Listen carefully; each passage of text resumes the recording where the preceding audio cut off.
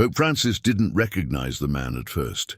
Tattered coat, broken rosary, eyes hollowed by years on the street. But when the man whispered, "Che, Jorge," the Pope froze. It was his best friend from childhood, the one he thought he'd lost forever. What happened next? No one was prepared for. Before we begin, tap that like button, subscribe, and tell us in the comments where you're watching from. Now let's get into it. The air outside Domus Sancti Marthi smelled faintly, of stone, rosemary, and morning rain. Rome had not yet woken fully. The cobblestones still held the night's chill, and the sky hung low, a pale veil of grey pressed against the Vatican's dome. Most days, Pope Francis accepted the short drive to the parish. Today he declined. "I'll walk," he said softly, his voice thick with sleep and something quieter underneath. His assistant, Father Luca, glanced up from the clipboard. "Shall I accompany?" "No need." He slipped on a simple black overcoat, one button missing, the same old leather shoes. Around his neck, a grey scarf, fraying but clean. In one hand, he held his breviary. In the other, a cloth satchel, stitched, with a faded emblem from his childhood school in Flores. The security detail didn't protest. They'd learned not to. When Francis said he wanted to walk alone, it wasn't a request. Outside, the Vatican grounds were empty, but for a few gardeners tending to flower beds along the edge of the colonnade. A pair of pigeons fluttered toward the fountain. The Pope's footsteps echoed faintly in the silence. He walked slowly, not out of frailty but deliberation. Every step, a kind of prayer. It wasn't his usual route. He passed the Via di Porta Cavalleggeri, then cut across a quiet side street lined with shuttered shops and ivy-covered balconies. The old city seemed to inhale around him. Morning deliveries just starting, espresso machines hissing behind windows, a priest hurrying somewhere with his collar half twisted. Francis reached into his satchel and ran his fingers along the edge. Of an old notebook, tattered, sun-bleached, with ink stains along the binding. He hadn't opened it in years. But something about today pulled at old threads. He paused near a small chapel. Its doors were closed, but the scent of wax and cedar escaped through the iron grate. He stood there, hand resting on the gate, breathing slowly. There had been someone he once prayed for in chapels like this, someone he'd long believed lost, or perhaps buried beneath years too painful to exhume. He whispered a name under his breath. Mateo. Then he turned and resumed walking. He didn't know why he had said the name aloud. He hadn't in decades. But something in the air felt different, like unfinished prayers might finally have somewhere to land. He didn't plan to stop. The sidewalk ahead was uneven, sloped slightly toward a drain clogged with soggy leaves. Francis moved carefully, head down, watching for loose stones. That's when he heard it, a cough, wet scraping, followed by the faint sound of humming, off-key but familiar. He turned his head. There, hunched against the crumbling brick wall of an abandoned kiosk, sat a man wrapped in a torn army green coat.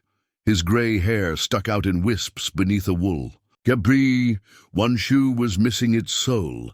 A plastic bag rested beside him, filled with scraps of bread, newspaper, and a single candle stub. His hands trembled as he toyed with something small, a broken rosary with only half the beads intact. Francis slowed. The man continued humming, then paused to cough again. His eyes were squinted, red-rimmed. But when Francis took one more step forward, the man stopped completely. He blinked up at him, looked once, then again, then squinted harder, head tilting just slightly to the left. "Che? Jorge?" Francis froze. No one called him that anymore. Not in that voice. The man coughed again, the sound scratching through his chest like gravel in a tin pail. "Che, is that you?" Francis's breath caught in his throat. He stepped closer, scanning the face. It was gaunt, whiskered, sun-damaged, but the eyes, brown, sharp, defiant beneath the weight of exhaustion, they hadn't changed. "Mateo," Francis whispered, The man's face twitched in disbelief. No, no, come on. Jorge Bergoglio died of holiness decades ago, no? Francis crouched, knees protesting. Not dead, just older. Mateo let out a laugh that was half cough. Older, yeah. I see that. The Pope himself, come to audit my sins? He held up the broken rosary like a defense. Francis reached out, gently. Took it.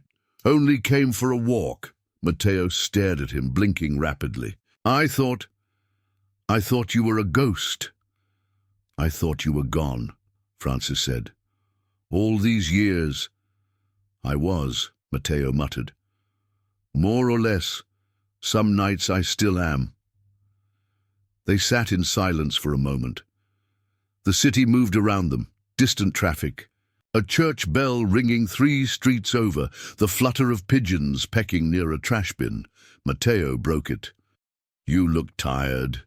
You look cold. Mateo smirked. We always did care in the wrong direction. Francis smiled. Not today. He pulled his coat tighter and sat beside him on the steps. 2 boys from Flores, now old men, with lifetimes between them. Passers-by moved along the far edge of the sidewalk, assuming the older man had simply stopped to rest. No one noticed who had sat down next to him.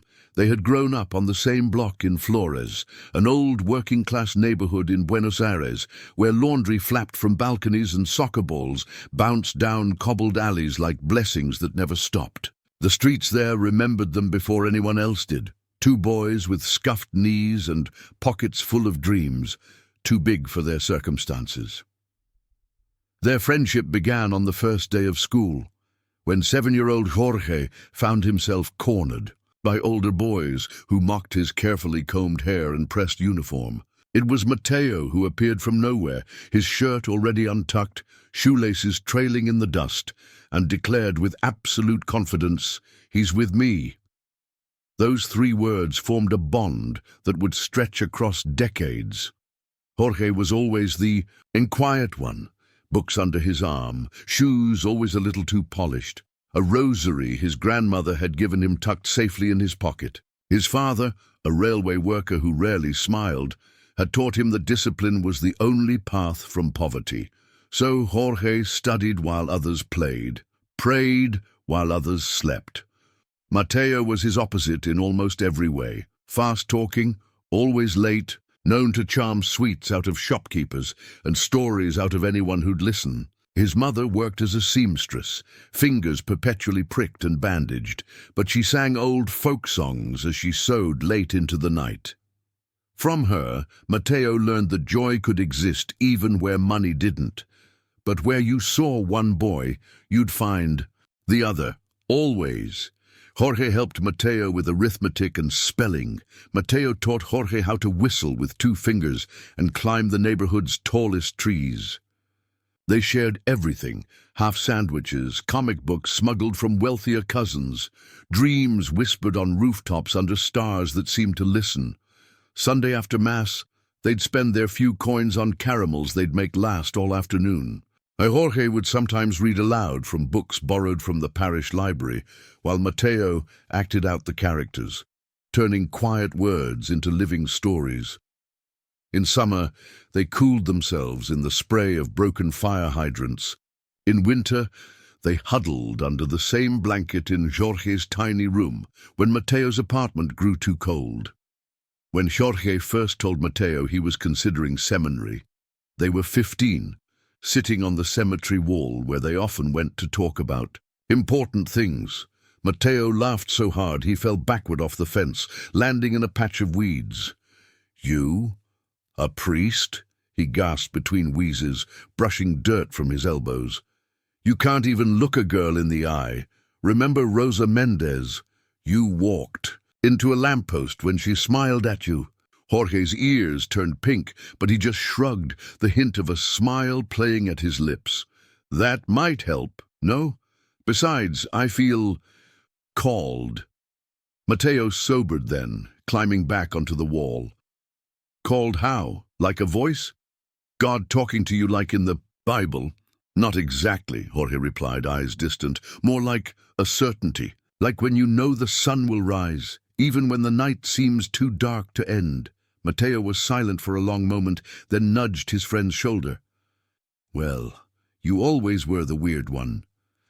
But the following winter, Mateo's father died suddenly, a heart attack, while unloading crates at the market where he worked. The fragile economics of their household collapsed immediately. His mother took on extra sewing, but it wasn't enough. School became an unaffordable luxury. It was Jorge who showed up every day after class, with notes, homework sheets, and textbooks borrowed from the school library. Once, he brought a sandwich wrapped in the last clean cloth from his mother's drawer, still warm from her hands. "I'm not hungry," Jorge lied, though his stomach had been growling all morning. They studied together wherever they could find space, on rooftops with pigeons as witnesses, in stairwells where the echo made their whispers sound important, in alleyways where sunlight filtered through broken shutters like God's own reading lamp. Jorge taught him Latin declensions using bottle caps arranged in neat rows. Mateo taught Jorge how to spit watermelon seeds between his teeth with perfect aim, a skill Jorge secretly suspected would never be useful in seminary, but treasured anyway. They were inseparable until the week after Mateo turned 17, when reality finally caught up with their friendship. His mother called him home from catechism class one afternoon, her eyes red but dry, dignity stiffening her spine. "No more school," she'd said, placing a folded paper on the table, an offer of work at the docks. "You'll take it. We need the money now, not later."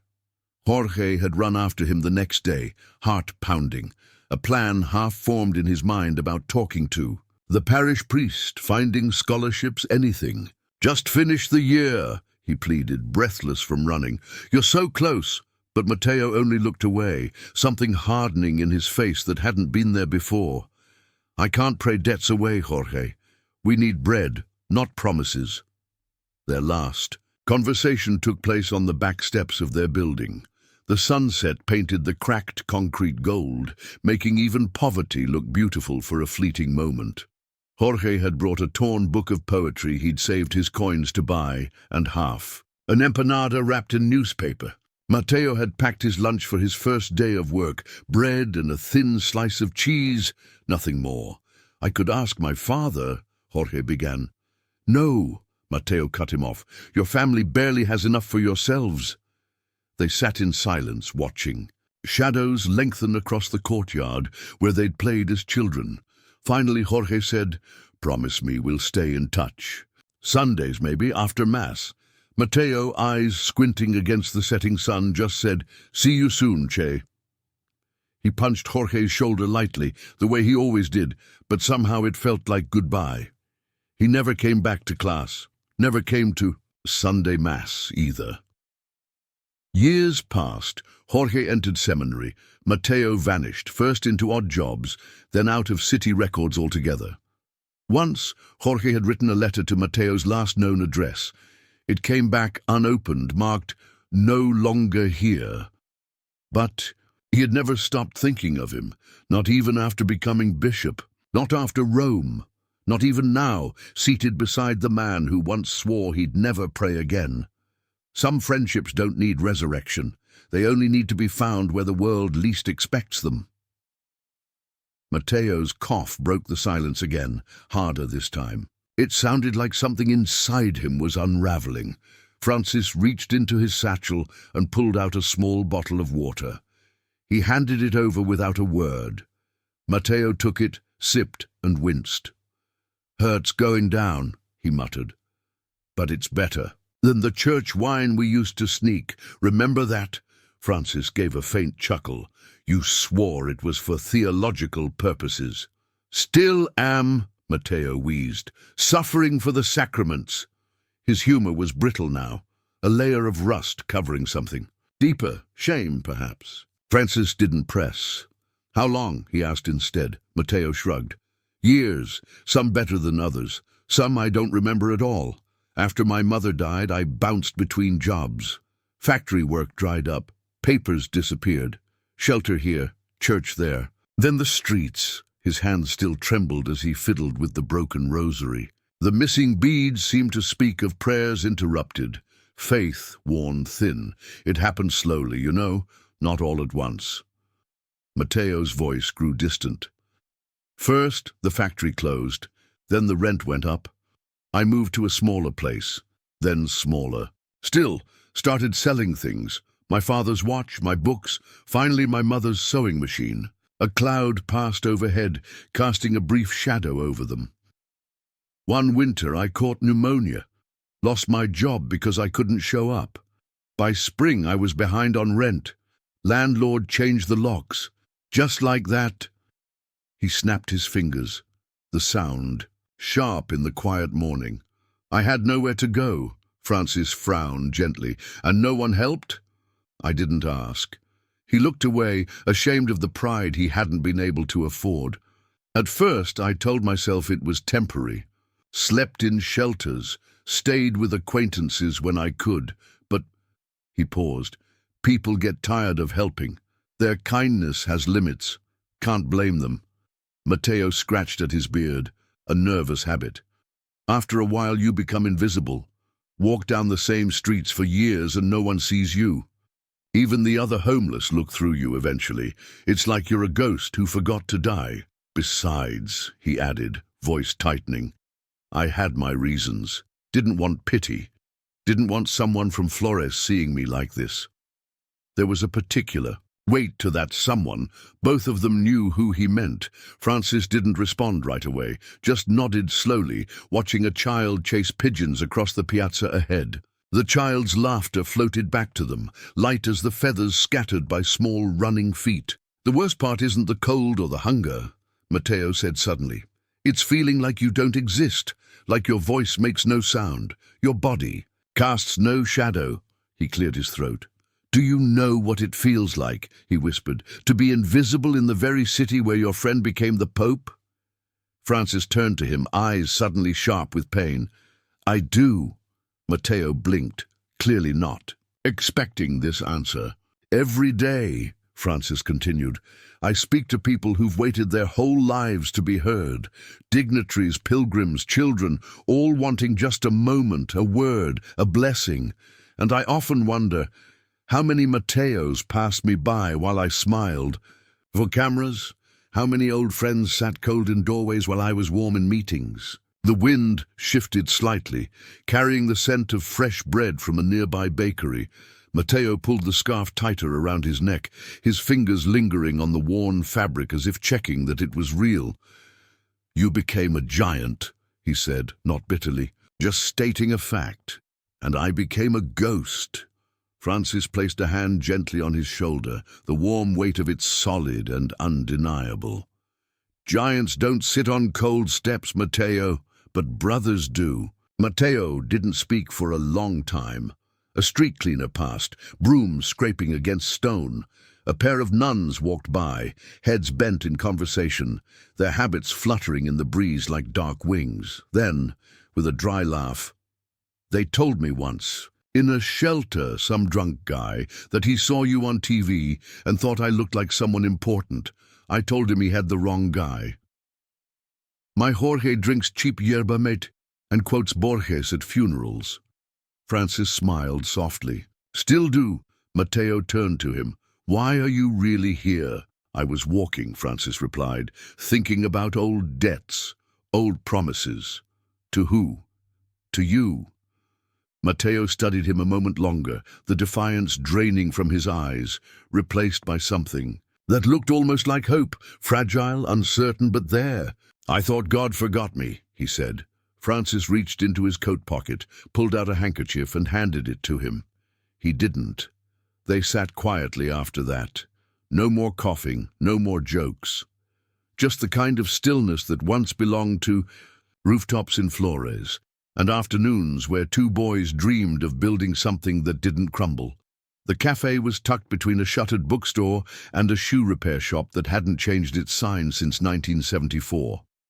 Most tourists walked past it, without noticing. That's why Francis chose it. Mateo hesitated outside. I'll scare off the customers. Francis opened the door. Then we'll have the place to ourselves. Inside, it smelled of strong coffee and warm dough. A radio hummed low in the corner, playing an old Italian ballad. The barista, a man in his 30s with tired eyes and flour on his apron, looked up and blinked twice. Francis raised a hand in quiet greeting. 2 meals, anything hot. The barista nodded, as if this sort of thing happened. Often. Maybe it did. They sat near the back at a table for 2. Mateo rubbed his hands together, the stiffness in his fingers betraying more than cold. Francis said nothing. He simply poured water into both glasses and passed Mateo a napkin without ceremony. The food came quickly. Pasta, soft bread, lentil, soup. Mateo's eyes widened. "You still eat like a monk?" Francis smiled. "Some habits survive Rome." They ate slowly. Mateo's hands shook a little with the spoon, but he managed. Halfway through the meal, he looked up. "I always thought if I saw you again, I'd be too proud to accept your help." Francis took a sip of water. "Then let's not call it help. What would you call it?" "Dinner with a friend." Mateo's eyes filled briefly. He looked down, focused on tearing the bread. "You remember when we were 16, he said, voice quieter now, "and we said we'd build a shelter someday? A real one? With walls and meals and no sermons at the table?" "I remember," Francis nodded. "We even drew the blueprint on that candy wrapper." Mateo chuckled. "You still have it?" Francis pulled the notebook from his satchel, the same worn one from his youth. He flipped through the pages. Latin notes, faded. Prayers, and finally, a crumpled candy wrapper with a square sketched in pencil. 2 beds, 1 stove, a little cross over the door. Mateo stared. "You kept it." "I never stopped meaning it." Silence again, but not empty this time. Heavy with memory and something beginning. "Dement. I became one of them," Mateo said after a moment. "The people we swore we'd protect." Francis shook his head gently. "Then you know better than anyone how to build it right." Mateo blinked. "You think I still could?" "You haven't forgotten how to care," Francis said. "That's all that matters." The barista brought them coffee. Francis paid quietly and tipped generously. As they left, he turned back to the man behind the counter and said, "If my friend ever comes by hungry, don't ask questions. Just feed him." The barista nodded once. "Always." Outside, the street was the same, damp, cracked and humming with unseen lives, but the man beside Francis no longer walked like a ghost. They stood at the edge of the piazza now, just past the cafe, where the city quieted again. Francis reached into his coat and retrieved a folded slip of paper. On it was the address of a small housing facility run by a discreet Vatican charity. No press, no publicity, just a warm bed, hot meals, and a nurse who asked no questions. Someone's expecting. "You?" Francis said, offering the paper. Mateo hesitated. He took it, but didn't open it. "You always did plan ahead." Francis smiled. "Old habit." Mateo tucked the slip carefully into the breast pocket of his coat. "This isn't forever, right?" "No," Francis said. "Just for now. Until you're ready." Mateo nodded slowly, as if weighing the mercy in silence. Then he turned, facing Francis fully. "Just don't send people," he said. "No aides, no bishops. Just come back yourself, once. That's all I want." Francis didn't answer immediately. He looked out across the quiet street. A child ran ahead of her mother, chasing pigeons. A dog barked at a scooter as it passed. The world kept moving, unaware of the vow that had just been offered. "I will," he said. Mateo exhaled, a sound that cracked halfway through. Then Francis unwound his scarf. It was grey, threadbare at the ends, with a small stitched cross in one corner. He placed it gently around Mateo's neck. "It's old," he said, "but it still warms." Mateo touched it with rough fingers. "Like your sermons." They shared a quiet laugh. Nothing loud, just something between ribs and memory. Mateo looked down at the scarf, then up again. "I missed you, Che." Francis placed a hand on his shoulder. "I never stopped looking." Mateo swallowed hard. "Not many people sit next to ghosts." Francis shook his head gently. "You were never a ghost, just a man waiting to be seen." They didn't hug, they didn't shake hands. They stood there facing one another until the moment passed. Then Mateo turned, shuffled up the street, the scarf trailing slightly behind him in the wind. Francis watched him disappear around the corner. A few tourists passed. One glanced at Francis but didn't recognize him. Just another old man in worn shoes, watching the street like it held a memory he hadn't finished telling. Which, in truth, it did. The Vatican made no announcement, no press release, no photo op.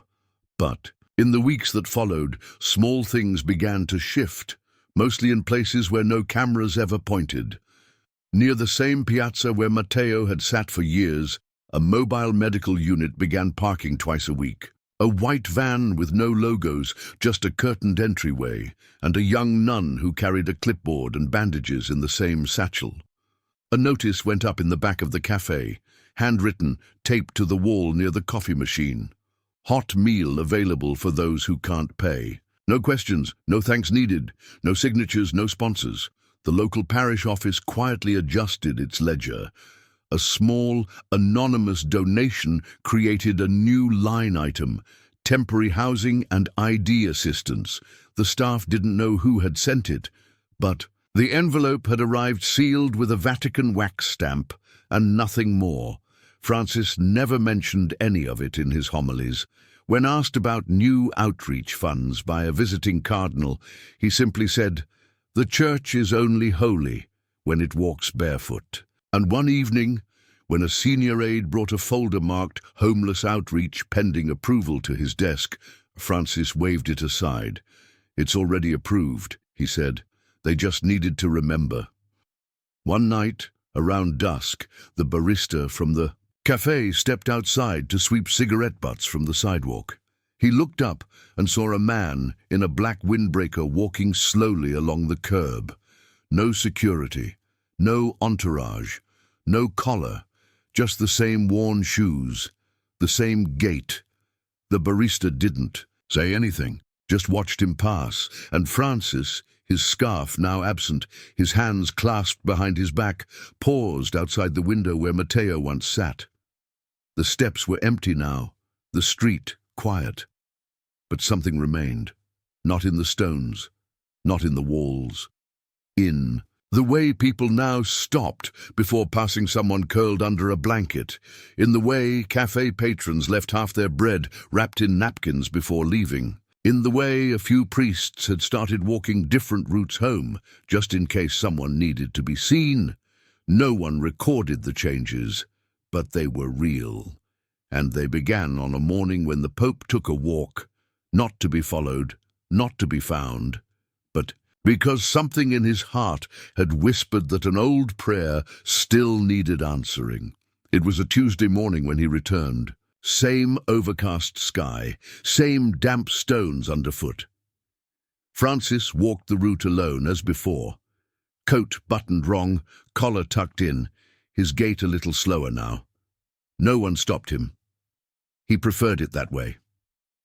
When he turned onto the quiet street, he expected to find the steps empty again.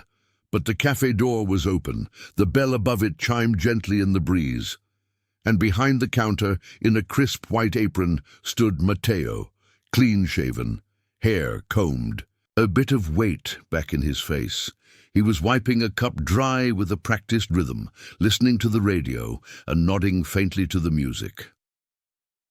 Francis didn't step inside. He just stood at the threshold, watching. Mateo looked up, mid-polish, and saw him. For a moment he didn't move. Then he lifted 2 fingers in a small salute, not the kind taught in seminary, the kind they used as boys, sitting on the roof in Buenos Aires, sharing stories and soda. Francis smiled, returned the gesture. No words passed between them. Mateo went back to drying the cup. A customer behind him placed a coin on the counter. He served the espresso with the kind of care that says, "You matter here." Francis lingered a moment longer, then turned. As he stepped back into the street, he glanced down the sidewalk, past the corner where they'd once shared bread, past the fountain where pigeons still gathered like old witnesses. The scarf was gone from Mateo's neck. It now hung folded neatly on a hook by the register, as if waiting for someone else who might come in from the cold. Francis walked on, disappearing, into the rhythm of Rome. No one recognized him. No one knew the man who had just left had changed something far greater than policy or doctrine. He had found what most leaders never do, not a platform, a person, and in doing so had reminded the world, quietly, gently, that there's no such thing as a forgotten soul, only people waiting for someone to sit beside them long enough to be seen again. If you saw your childhood friend living on the street, would you stop and speak to him? And if someone gave you a second chance, without asking, for anything in return, would you take it? Let us know in the comments below. We read every single one. If this story touched you, tap that like button, subscribe, and make sure the bell icon is turned on so you don't miss tomorrow's upload. And if you know someone who believes real change only comes from big gestures, share this video with them, because sometimes all it takes is sitting down. You should see some of our other stories appearing on your screen now. Tap 1 to keep watching, and we'll see you tomorrow. Same time, same place.